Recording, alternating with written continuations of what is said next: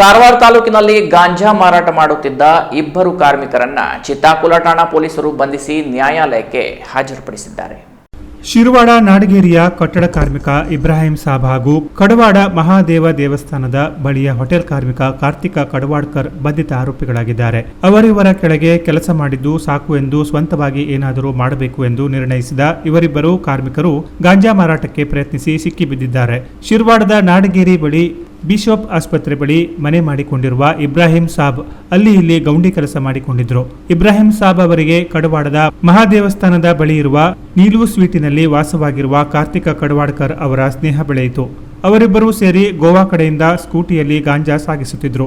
ಈ ಬಗ್ಗೆ ಮಾಹಿತಿ ಪಡೆದ ಕದ್ರಾ ಸಿಪಿಐ ಪ್ರಕಾಶ್ ದೇವಾಡಿಗ ಅವರು ಪೊಲೀಸರಿಗೆ ಮಾಹಿತಿ ನೀಡಿದ್ದಾರೆ. ಆಗಸ್ಟ್ 2ರಂದು ಮಾಜಾಳಿ ತಪಾಸಣಾ ಕೇಂದ್ರದಲ್ಲಿ ಪೊಲೀಸರು ಸ್ಕೂಟಿಯನ್ನ ತಪಾಸಣೆ ಮಾಡಿದ್ರು.